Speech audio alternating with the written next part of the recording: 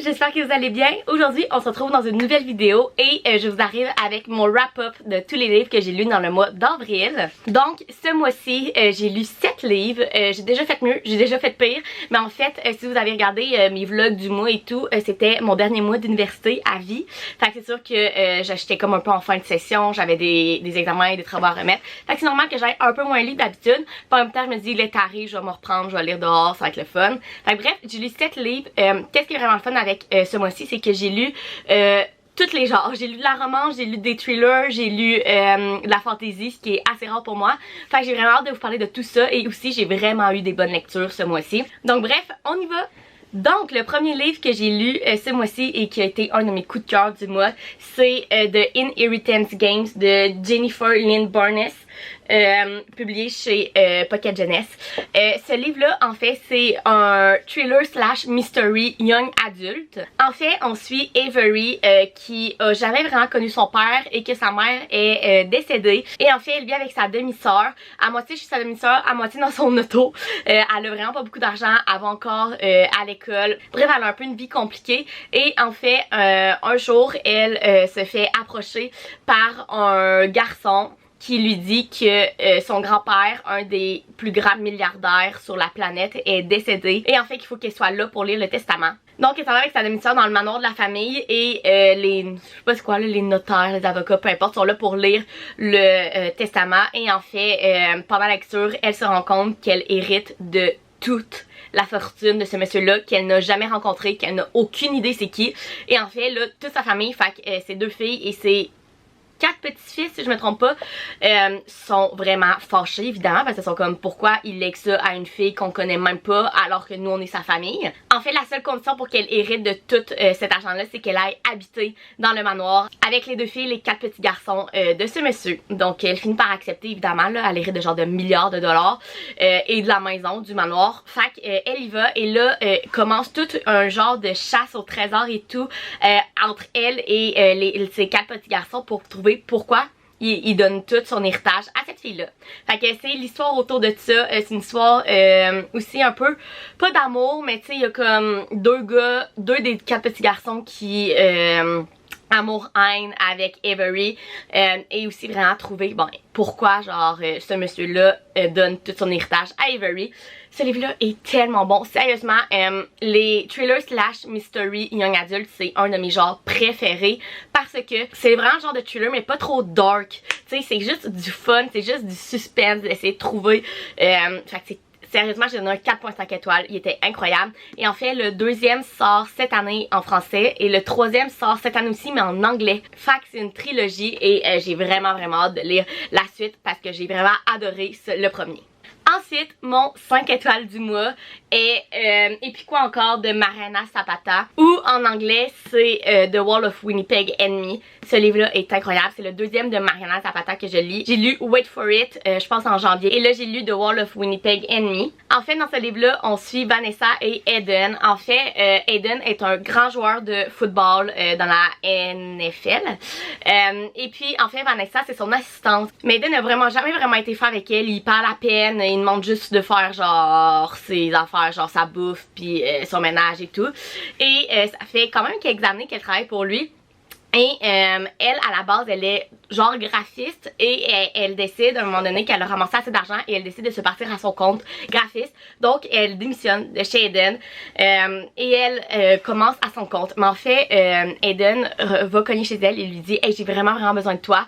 Genre, il faut que tu reviennes. » Fait que là, Vanessa est comme « Non, tu sais, t'as jamais été faire avec moi. Genre, pourquoi tu veux que je revienne? Genre, tu m'aimais même pas. Puis anyway, moi, je me suis partie à mon compte. » Puis tout. Pour finir par expliquer que Aiden veut avoir la nationalité américaine. Et pour ça, il faut qu'il se marie avec une américaine. Et la seule personne qui est capable de l'endurer, c'est Vanessa. Fait qu'il lui demande de faire un mariage arrangé. Fait que Vanessa, pour X raisons que je vous dirai pas ici pour pas vous spoiler, accepte le mariage. Et le livre, c'est tout, dans le fond, leur mariage arrangé et comment ils tombent en amour au travers de ça. comment Aiden comme enlève sa carapace, puis comment il commence à vraiment aimer Vanessa, d'être gentil avec elle et tout. Ce livre-là est tellement bon. Marina Zapata, c'est la queen des slow burn, donc tu sais, il est assez épais, c'est quand même une bonne brique, je pense qu'il y a presque 800 pages, mais il est incroyable, ces slow burns sont incroyables, c'est tellement cute. Sérieusement, Vanessa, j'adore son personnage et l'épilogue, un de mes épilogues préférés, sérieusement, j'ai adoré cet épilogue-là. Les Marina Zapata, honnêtement, en français, sont vraiment durs à trouver, surtout au Québec, mais si vous êtes capable de vous mettre la main dessus, ça vaut tellement la peine, sinon si vous lisez en anglais, mais ce livre-là est juste incroyable. J'ai donné un gros 5 étoiles. Ensuite, on va aller dans la fantasy. En fait, je vous ai fait un reading vlog avec 2 livres de fantasy ce mois-ci. Fait que je vais vous le mettre dans le petit i. Fait que je vais passer assez vite sur les 2 livres. Mais premièrement, j'ai lu L'Or Olympus de Rachel Smith, publié chez Hugo BD. En fait, ce livre-là est un livre illustré. Donc, c'est comme une BD sur l'histoire de Perséphone et Hadès. Mais en fait, il y en a 3. Donc, c'est juste comme le début de leur histoire. Ok, premièrement, au niveau de les illustrations, les couleurs, c'est incroyable. Sérieusement, j'ai rarement vu un livre illustré aussi beau. Genre, ça n'a aucun sens. L'affaire avec ce livre-là qui est c'est de ma faute là, mais c'est que je ne connais pas vraiment tout ce qui entoure la mythologie grecque. Donc j'ai eu vraiment de la misère à suivre l'histoire parce que surtout que c'est en BD, il y a moins de texte pour expliquer l'histoire que si c'était un roman. Fait que j'ai vraiment eu de la misère à suivre l'histoire. Tu sais, si vous connaissez un peu la mythologie, Hadès a 2 frères, Zeus et Poséidon si je me trompe pas, et j'ai découvert ça dans le livre, je le savais même pas. Fait que tu sais, c'est ce genre de choses là que je sais pas, Perséphone a tout le temps une fille avec elle qui aime vraiment pas Hadès, mais je n'ai aucune idée, j'ai jamais compris c'était qui cette fille là. Donc bref, c'est le genre de problème que j'ai eu avec le livre et je ne crois pas personnellement que c'est le problème du livre, mais je pense que c'est plus mon problème à moi. Donc en bref, j'ai donné un 3 étoiles parce que niveau édition, les couleurs, les dessins, c'est un gros 5 étoiles. Mais niveau histoire, j'ai vraiment eu de la difficulté à suivre. Fait que j'ai donné un beau 3 étoiles. Et le deuxième livre de la fantasy que j'ai lu est Les 10 000 portes de January, publié chez Le Rayon Imaginaire de Alix E. Hero. En fait, premièrement, est-ce qu'on peut parler de la couverture? Cette couverture est magnifique, blanc et or. Ça appelle Marie-Ève. En fait, dans ce livre-là, on suit January qui a perdu sa mère quand elle était bébé encore. Et en fait, son père, pour survivre dans le fond, pour se faire de l'argent, il se fait embaucher par un riche homme qui collectionne les objets rares. Donc dans le fond, son père parcourt le monde pour trouver des objets rares et le rapporter à ce monsieur-là. Et en échange, January peut rester dans le manoir de ce monsieur-là et se faire élever par le monsieur, mais aussi ses domestiques puis tout. Donc c'est ça la base de l'histoire, mais en fait January, dès qu'elle est très jeune, elle se rend compte qu'il y a des portes qui mènent à d'autres univers, si on peut dire, à d'autres mondes, et c'est pour ça que ça s'appelle Les 10 000 portes de January. Et en fait l'histoire, ça c'est comme le prologue, et en fait l'histoire commence quand elle découvre un livre qui est comme destiné à elle, qui s'appelle Les 10 000 portes de January, et au même moment son père disparaît. Donc l'histoire tourne autour de la disparition de son père, où il est, et le livre qui explique c'est quoi les portes. Sérieusement, j'ai vraiment aimé le livre. C'est sûr, c'est un livre de fantasy, donc c'est plus il est plus long, c'est beaucoup plus de descriptif.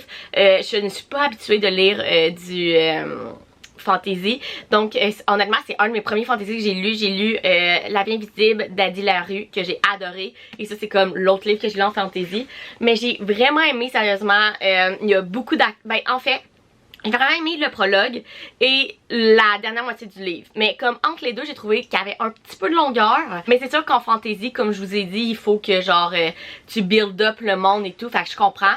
Mais même si c'est pas mon genre préféré, j'ai vraiment aimé le livre. J'ai vraiment aimé le personnage de January. J'ai vraiment aimé la plot twist vers la fin. Bref, j'ai vraiment aimé le livre. J'ai donné un 3.5 étoiles. Et si vous êtes vraiment dans le genre de la fantasy, je vous le recommande vraiment. Il est vraiment bon. Ensuite, le deuxième thriller slash mystery young adult que j'ai lu ce mois-ci est Qui meurt de Karen M. McManus, qui est en fait le deuxième livre de Kima.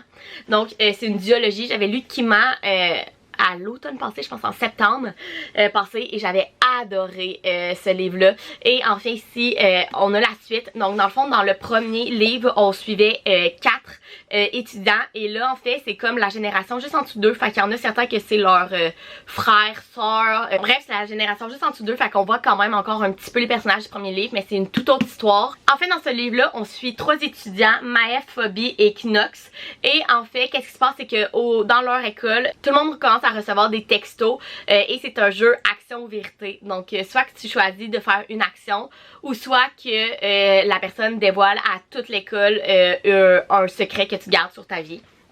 Et en fait, où l'histoire commence, c'est que il y a un des élèves dans l'école qui en faisant son action décède. Donc nos 3 personnages principaux commencent à enquêter pour savoir qu'est-ce qui est arrivé au gars qui est décédé pendant son action, et surtout qui est à la base de ce jeu d'action et vérité. Comme je vous ai dit, c'est un de mes genres préférés. J'ai donné un 4 étoiles. Le premier, j'ai donné un 4.5 étoiles. Je pense que le premier est encore meilleur, mais sérieusement, c'est vraiment une belle duologie qui est facile à lire, qui se lit vraiment vite et qui a vraiment du suspense. On veut vraiment savoir qu'est-ce qui s'est passé, c'est qui le coupable et tout. Bref, j'ai vraiment aimé ce livre-là. Finalement, les 2 derniers livres que j'ai lus sont 2 romances rom-com. C'est vraiment la saison en ce moment pour recommencer à lire des romances légères. Le printemps, l'été, c'est mon genre préféré. J'adore lire ça. Donc, premièrement, j'ai lu Flirting with 40 de K. Bromberg. Je sais pas trop comment prononcer son nom de famille. Édité chez Hugo Roman dans la section New Romance. Vous savez que Hugo Roman dans la section New Romance sont vraiment mes livres préférés. Et en fait, quand ce livre-là est sorti ce mois-ci, qui me l'ont proposé en service price, c'est sûr que j'ai dit oui, je le veux. Et j'ai tellement aimé ce livre-là. Enfin, on suit Blackery et Slade. Blackery est proche de son 40 ans. Elle vient de se séparer. Elle a vécu comme une séparation difficile parce que son ex l'a laissé pour genre sa secrétaire qui est comme 10 ans plus jeune qu'elle. Fait que bref, assez difficile. Et en fait, elle est au bar à se prendre de l'alcool, tu sais, à essayer d'oublier tout ça. Un soir, quand il y a un gars, Slade, qui vient la voir et commence à flirter avec elle. Et là, Blackery est genre, t'as comme 30 ans, t'es beau comme un dieu, puis tu flirtes avec moi qui a presque 40 ans, qui vient de subir une séparation, genre qu'est-ce qui se passe? Fait qu'elle essaie de comme s'en aller puis de le laisser là. Et enfin, un autre problème dans la vie à Blackery, c'est qu'elle a une nouvelle boss à sa job et sa boss ne l'aime vraiment pas et elle veut une promotion et il faut que sa boss l'aime pour avoir cette promotion là. Et sa boss décide de faire comme un... Je sais pas trop comment ça s'appelle là, mais quand t'amènes toute ton équipe genre dans un chalet, peu importe, pour comme qu'ils apprennent à se connaître et tout. Et Blackery, elle va lui dire qu'elle a un petit ami et qu'elle va l'apporter. Fait que là, il faut qu'elle en trouve un. Elle recroise Slade dans la rue, il lui propose d'y aller avec elle et donc ils s'en vont dans les bois avec toutes les collègues de Blackery ensemble. Donc vous pouvez deviner, c'est comme Forced Proximity, la trope aussi de One Bed. Bref, c'est tellement bon ce livre-là, il y a comme un build-up qui se met entre les deux. Il y a tout aussi l'aspect de la peur de vieillir et honnêtement, Slade, je vais vous le dire, Slade est un homme célibataire, chirurgien, beau comme un cœur, bref, le book boyfriend par excellence. Il est tellement cute, il est tellement fin, il fait tout pour aider Blackery. Puis être Blackery pendant tout son séjour à avoir l'admiration puis à être aimé par ses collègues et tout. Bref, ce gars est incroyable. Il y a un petit peu de spice ici dans le livre, fait que ça c'est vraiment le fun.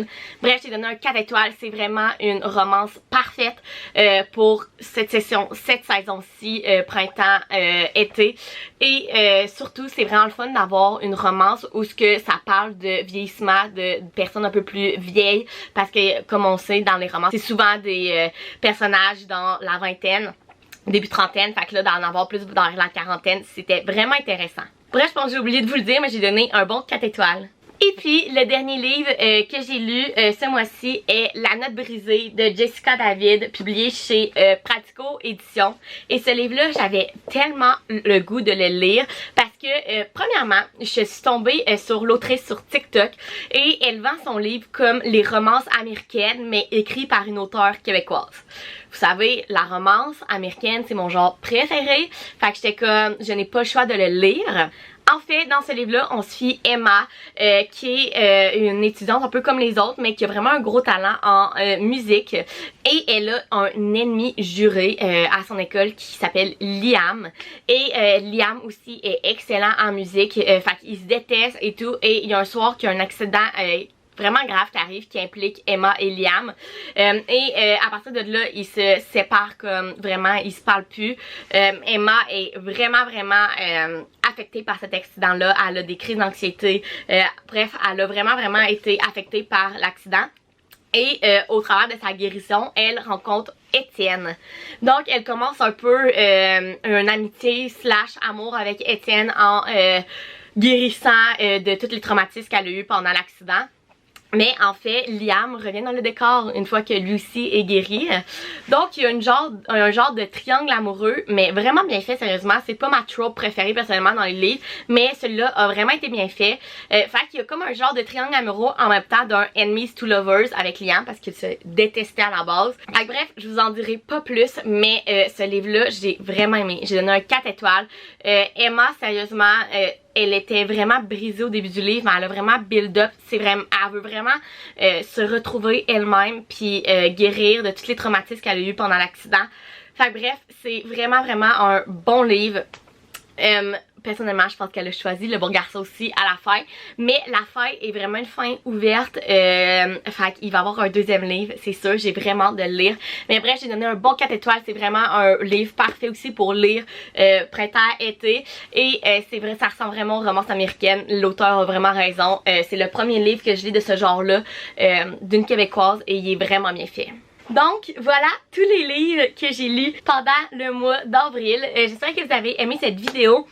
Je pense que vous commencez vraiment à aimer mes wrap-up du mois et j'aime vraiment ça les faire, ça me donne l'occasion de vous donner plein de recommandations en même temps.